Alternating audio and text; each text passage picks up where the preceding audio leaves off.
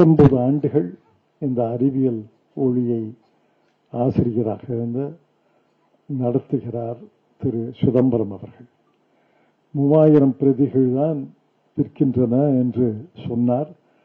அது ஒரு வகையிலே அவருக்கு மகிழ்ச்சியாக இருக்கும். ஆனால் எனக்கு ஒரு வகையிலே வருத்தம். 3000 பிரதிகள் தானே விற்கிறதா என்றால் எப்படி அறிவியல் பரவும் என்று எனக்கு தெரியவில்லை. தமிழ்நாட்டில் பல பல்கலைக்கழகங்கள் இருக்கின்றன. ஏறத்தாழ 19-20 பல்கலைக்கழகங்கள், அரசு பல்கலைக்கழகங்கள், மத்திய பல்கலைக்கழகம், தமிழ் பல்கலைக்கழகம், தனியார் பல்கலைக்கழகம் என்ற சேர்த்தா கூட்டினால் அது 30-40 தாண்டும். 30-40 பல்கலைக்கழகங்கள் என்பது ஒரு மாநிலத்தில் இருப்பது பெரிதல்ல. அமெரிக்கா போன்ற நாடுகளில் ஒரு மாநிலத்திலேயே பல பல்கலைக்கழகங்கள் இருக்கின்றன. சிறிய ஐரோப்பிய நாடுகளிலே கூட பல பல்கலைக்கழகங்கள் இருக்கின்றன. பொது பல்கலைக்கழகங்கள் குறிப்பான சிறப்பான ஒரு பாடத்துக்கு ஒரு பொருளுக்காக பல்கலைக்கழகம் என்று பல பல்கலைக்கழகங்கள் இருக்கின்றன. அதை போன்ற பல பல்கலைக்கழகங்கள், அரசு பல்கலைக்கழகங்கள், மத்திய அரசு பல்கலைக்கழகங்கள், தனியார் பல்கலைக்கழகங்கள் வருவதை நான் வரவேற்கிறேன். ஆனால் அவர்களெல்லாம் இந்திய மொழிகளிலே அக்கறை செலுத்த வேண்டும். பேராசிரியர் சண்முகசுந்தரம் அவர்களை கேட்டேன், இவ்வளவு நல்லா பேசுறீங்களே, அண்ணா பல்கலைக்கழகத்தில் வகுப்பு நடத்தும் போது பயிற்சி மொழி தமிழா, ஆங்கிலமா அல்லது மணிப்பிரவாளமா என்று கேட்டேன். ஆங்கிலத்தில் தான் அப்படின்னு சொன்னார்.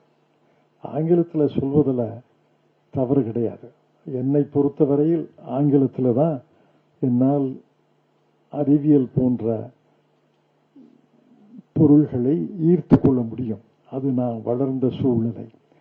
ஆனால் பெரும்பகுதி மாணவர்கள், ஏறத்தாழ 85-90% மாணவர்கள், அவர்கள் வளர்ந்த சூழ்நிலை அந்த தாய்மொழியில தான் ஈர்க்க முடியும். உங்களுக்கே தெரியும், ஆங்கிலம் மட்டும் பாடமாக இருந்தால் மட்டும் போதாது. ஆங்கிலம் பாடமாக இருந்தாலும் பல பேர் ஆங்கில வகுப்புக்கு பிறகு பள்ளிக்கூடத்துக்கு வளாகத்துக்கு தாண்டி தாய்மொழியில தான் பேசுறாங்க. இப்ப வழக்கறிஞராக நான் பணியாற்றுகிறேன். வழக்கு நீதிமன்றத்தில் கூட உச்ச நீதிமன்றம் என்று இருந்தால் உச்ச நீதிமன்றத்தில் மொழி ஆங்கிலம்தான்.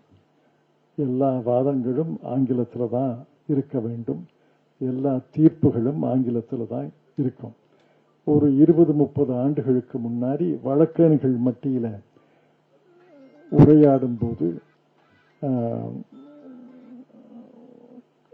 உச்ச நீதிமன்ற நீதிபதி மன்றத்துக்கு வெளியே உரையாடும் போது ஆங்கிலத்தில் தான் பேசினாங்க. இப்ப இந்தியில தான் பேசுறாங்க. பெரும்பகுதி இந்தியில தான் பேசுறாங்க. ஒருவேளை சட்ட மொழியில பேச வேண்டும் என்றால் ஆங்கில சொற்களை கலந்து பேசுகிறார்கள். ஆனால் உரையாடும் போது எந்த வழக்கு, எந்த நீதிமன்றத்தில் வழக்கு நடக்குது, எந்த வழக்குக்கு போறீங்க அப்படின்னா இந்தியில தான் பேசுறாங்க. அது இயல்புதான். தாய்மொழியில ஒரு பொருளை சொல்ல முடியாது என்பதை நான் ஏற்றுக்கொண்டதே கிடையாது. தாய்மொழியில ஒரு பொருளை சொல்ல முடியும். குறிப்பாக அறிவியல் பொருள்களை சொல்ல முடியும். ஆனால் நம்ம தயங்குவதற்கு காரணம் அந்த பழக்கம் வழக்கம் தான். ஆங்கிலம் வேண்டாம் என்று சொல்லவில்லை. ஆங்கிலம் வேண்டாம்னா என்னால் புதிய பொருள்களை கற்கவே முடியாது. தமிழ் படிப்பேன், தமிழ் எழுதுவேன். ஆனால் புதிய பொருளை ஈர்ப்பதற்கு, உள்வாங்கிக் கொள்வதற்கு எனக்கு ஆங்கிலம் தான் தேவைப்படுகிறது. ஆனால் 100க்கு 90 பேருக்கு தாய்மொழி தான் தேவைப்படுகிறது, தாய்மொழி தான் பயன்படுகிறது. ஒரு தாய்மொழியில அறிவியல் பொருள்களை சொல்ல முடியாது என்பதற்கு மறுப்பு சான்றுகள் சீனா, ரஷ்யா, ஜெர்மன் நாடுகள் தான் சான்றுகள். ஸ்பானிஷ் மொழி உலகத்தில் ஆங்கிலத்துக்கு பிறகு மிக மிக பரவலாக பேசக்கூடிய மொழி ஸ்பானிஷ் மொழி. தென் அமெரிக்காவில் உள்ள எல்லா நாடுகளிலையும் ஸ்பானிஷ் பேசப்படுகிறது. ஸ்பெயினில் ஸ்பானிஷ் பேசப்படுகிறது. போர்ச்சுகலில் ஸ்பானிஷ்லேருந்து மழுவிய மொழி பேசப்படுகிறது. பல பழைய காலனி நாடுகளில் நம்ம இந்தியாவில் எப்படி ஆங்கிலத்தை பயன்படுத்துகிறோமோ, இங்கே பிரிட்டிஷ் காலனியாக இருந்ததால் ஆங்கிலத்தில் பயன்படுத்துகிறோமோ, பிரெஞ்சு காலனியர்களாக இருந்த நாடுகள் பிரெஞ்சு மொழியைத்தான் பயன்படுத்துகிறார்கள். ஸ்பானிஷ் நாட்டினுடைய காலனிகளாக இருந்த நாடுகள் ஸ்பானிஷைத்தான் பயன்படுத்துகிறார்கள். அவர்களெல்லாம் அவர்கள் நாட்டு மொழியில, தாய்மொழியில ஒரு அறிவியலை புரிந்து கொள்ள, உள்வாங்கிக் கொள்ள, எழுத முடிய, சொல்ல முடிய, பேச முடிய, ஆராய்ச்சி செய்ய முடியும் என்றால் இந்தியாவிலேயும் தாய்மொழிகளில் பண்ண முடியும். அது ஒன்றும் சந்தேகமே கிடையாது. இப்ப திரு அப்துல் கலாம் அவர்கள், டாக்டர் அப்துல் கலாம் அவர்கள் தமிழ்ல தானே படிச்சாரு. பிறகு அவர் ஆங்கிலத்தில் சரளமாக பேசினார் என்பது வேறு. ஆங்கிலத்தில் சரளமாக பேசுவதற்கு அவர் பாடுபட்டார், பயிற்சி பெற்றார். சுய பயிற்சி, சுய பயிற்சி.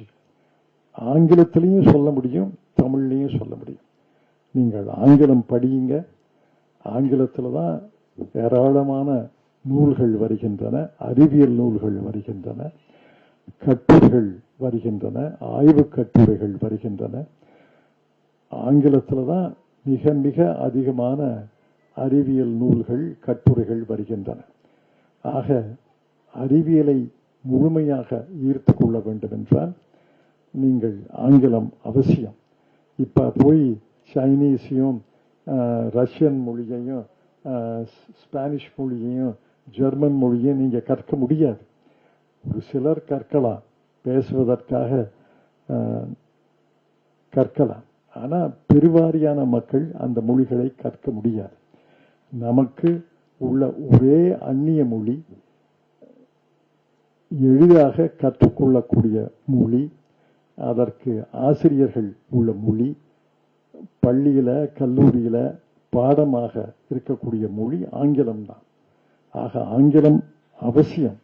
ஆனால் தமிழும் அவசியம், தாய்மொழியும் அவசியம் என்பதை நீங்கள் புரிந்து கொண்டால் போதும். தாய்மொழியில தானே கற்றோம், தமிழில தானே கற்றோம். நம்ம எப்படி விஞ்ஞானியாக முடியும்? நம்ம எப்படி உயர்ந்த அறிவியல் மேதையாக முடியும்னா தவறு. பல மேதைகள், பல அறிஞர்கள் தாய்மொழியில தான் மேதைகளாக ஆகியிருக்கிறார்கள். ஆக நீங்க தாய்மொழியும் ஆங்கிலமும் இருமொழி பயிற்சி பெற்றால் நிச்சயமாக அறிஞராக, மேதையாக ஆக முடியும் என்பதில் கொஞ்சம் கூட அச்சம் வேண்டாம், தாழ்வு மனப்பான்மை வேண்டாம். நமக்கு தமிழ் தாய்மொழி, ஆங்கிலமும் ஒரு அறிமுகமான மொழி, கற்றுக்கொள்ளக்கூடிய மொழி என்று இரு மொழிகளையும் கற்று நீங்கள் அறிஞர்களாக, அறிவியல் அறிஞர்களாக வர வேண்டும் என்று வாழ்த்துகிறேன். அறிவியல் என்பது இன்னும்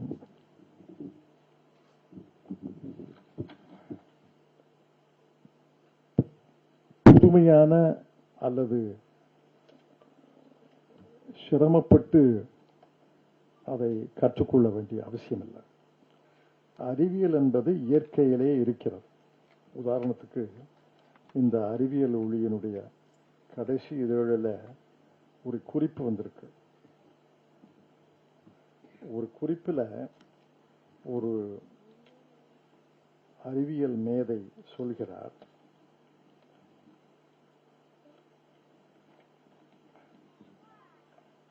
அறிவியல் அறிஞரின் கூற்று என்று இதுல தமிழில் சொல்றேன்.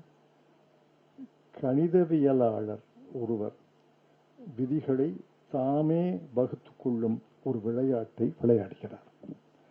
Mathematician designs his own steps and formula and hypothesis. அதே வேளையில் இயற்பியலாளர் ஒருவர் விதிகள் இயற்கையாலேயே வழங்கப்பட்டிருக்கும் என்ற விளையாட்டை விளையாடுகிறார். Physicist plays a game in which the rules are provided by nature. அப்ப இந்த A.M. Drake என்ற அறிவியல் அறிஞர் முடிக்கிறார். ஆனால் காலம் செல்ல செல்ல கணிதவியலாளருக்கும் சுவாரஸ்யமாக தோன்றும் விதிகள் அனைத்தும் இயற்கை தேர்ந்தெடுத்துள்ள விதிகளை தான் என்பது மேலும் மேலும் தெளிவாகிறது. As time goes, it becomes increasingly evident that the rules which the mathematician finds interesting are the same as those which nature has chosen. இயற்கையில என்ன இருக்கோ அதைத்தான் எல்லாரும் கண்டுபிடிக்கிறோம். இயற்கையில இருப்பதை கண்டுபிடிக்கிறதுக்கே பல ஆயிரம் காலம் ஆகும். ஆக இயற்கையில புதைந்து இருக்கக்கூடிய உண்மைகளை கண்டுபிடிப்பதுதான் அறிவியல். அந்த அறிவியலுக்காக அறிவியல் ஒளியை 19 ஆண்டுகளாக நடத்தி வரக்கூடிய திரு சிதம்பரம் அவர்களை நான் பாராட்டுகிறேன். இந்த அறிவியல் ஒளியினுடைய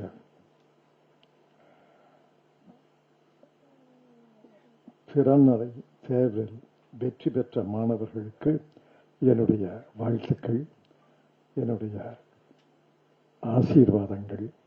தொடர்ந்து அறிவியல் துறையில ஒரு 100க்கு 10 மாணவர்களாக தொடர்ந்து ஈடுபட்டாதான் வாழ்க்கை முழுவதும் அறிவியல் பாதையிலே, அறிவியல் கண்டுபிடிப்புகள, அறிவியல் அறிவில் முழு நம்பிக்கை, முழு கவனத்தை செலுத்து ஒரு 100க்கு 10 மாணவர்களாக இருந்தால்தான் அது அறிவியல் சார்ந்த சமுதாயமாக ஆகும்.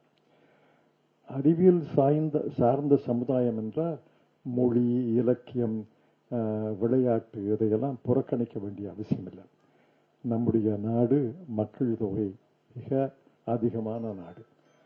ஒவ்வொரு தலைமுறையும் நூற்றுக்கணக்கான, லட்சக்கணக்கான இளைஞர்களை உருவாக்குகிறது, லட்சக்கணக்கான மாணவர்களை உருவாக்குகிறது. அதுல சிலராவது ஒரு 10% அறிவியலுக்காக தங்களை அர்ப்பணித்துக் கொள்ள வேண்டும் என்பதுதான் என்னுடைய வேண்டுகோள். ஒரு துறையில அர்ப்பணித்துக் கொள்வது என்பது சில எளிய விதிகளை பின்பற்றினால் போதும். அத பேராசிரியர் சண்முக சுந்தரம் சொன்னார்கள், திரு ஆசிரியர் திரு சிதம்பரம் அவர்கள் சொன்னார்கள். எளிய விதிகள் தான். நேரம் தவறாமை, கவனம் சிதறாமை, அதை புரிந்து கொள்ள முடியாவிட்டால் புரிந்து கொள்ளக்கூடிய வகையில புரிய வைக்கிறவிடம் கேட்கணும். அதுல ஒன்றும் கூச்சம் நாச்சம் கிடையாது. ஒரு ஆசிரியரை பார்த்து எனக்கு புரியல, எனக்கு சொல்லிக் கொடுங்க அப்படின்னு சொல்றதுல ஒன்றும் அதிசயம் இல்லை. எனக்கே பல திருக்குறள்கள் குறளை படிச்சா புரியாது, அந்த பொருளுரையும் படித்தாலும் புரியாது. அப்புறம் யாருக்காவது எனக்கு தெரிந்த தமிழ் அன்பர்களுக்கு கேட்டு இது என்ன பொருள், உண்மையான பொருள் என்ன அப்படின்னு கேட்டுக்கிறதில்ல. ஒன்றும் தவறு கிடையாது. நம்மளால தெரிஞ்சு கொள்ள முடிய இப்ப செயற்கை நுண்ணறிவு வந்தது. சாட் ஜிபிடியில போட்டா உண்மை வரும் என்று சொல்ல மாட்டேன், ஆனா ஒரு செய்தி வரும், ஒரு பதில் வரும், அதுல இருந்து சில புரிஞ்சு கொள்ளலாம். ஆக நமக்கு தெரியாத விஷயங்களை, நமக்கு தெரியாத விஷயங்களை ஆசிரியர் போன்ற ஸ்தானங்களிலே, இடங்களிலே இருப்பவர்களிடம் கேட்பதில் ஒன்றும் எந்த தயக்கமும் எந்த கூச்சமும் இருக்கக்கூடாது. அந்த அளவுக்கு சில எளிய விதிகளை பின்பற்றினாலே உயர்ந்த நிலைக்கு வர முடியும் என்பதற்கு அப்துல் கலாம் போன்ற அறிஞர்கள் சான்று. அவர் ராமநாதபுரத்துல ராமேஸ்வரம் பக்கத்துல ஒரு சின்ன கிராமத்துல பிறந்தார். அந்த கிராமம் இன்னைக்கே அப்படித்தான் இருக்கு, ஏறத்தாழ அப்படிதான் இருக்கு. ஆனா அவரு விண்வெளி துறையில எவ்வளவு சாதித்தார் என்பது எல்லாருக்கும் தெரியும். அவரோடு நான் நெருங்கி பழகி இருக்கிறேன். அவர் குழந்தை மனம், குழந்தை மாறமே நடந்து கொள்வார். ஆனால் அறிவு கூற்று என்பது, அறிவு கூர்மை என்பது அலாதியானது, அபாரமானது. அவர்தான் இந்த விண்வெளி துறையில பல இந்தியா பல முன்னெடுப்புகளை நடத்துவதற்கு காரணம். அதை போன்று நாமும் உயர்ந்த நிலைக்கு வர வேண்டும். நம்முடைய துறையில நம்ம புதிய முயற்சிகளை செய்ய வேண்டும். அந்த புதிய முயற்சிகளே புதிய கதவுகளை திறக்க வேண்டும் என்ற நோக்கத்தில் நீங்கள் படிக்க வேண்டும், எழுத வேண்டும், புரிந்து கொள்ள வேண்டும், ஆராய்ச்சி செய்ய வேண்டும் என்று உங்களை வாழ்த்தி, இந்த திறனறி தேர்வு என்பது பல ஆயிரம் பேர் போட்டி போடுறாங்க. இந்த பல ஆயிரம் பேர் போட்டியில உங்கள் திறனறி தேர்வை மெச்சி இந்த பரிசுகளை வழங்குகிறார் என்றால் மற்றவர்களுக்கு திறனறி தேர்ச்சி இல்லை என்று பொருள் அல்ல. ஒரு போட்டின்னு வந்தா 1, 2, 3 தானே பரிசு வழங்க முடியும்.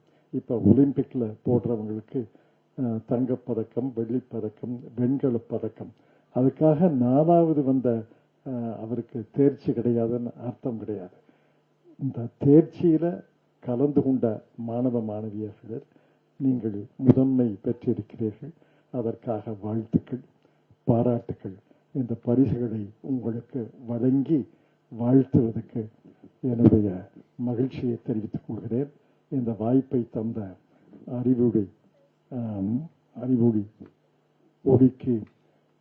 அறிவியல் ஒளிக்கு என்னுடைய நன்றியை தெரிவித்து விடைபெற்றுக் கொள்கிறேன். வணக்கம்.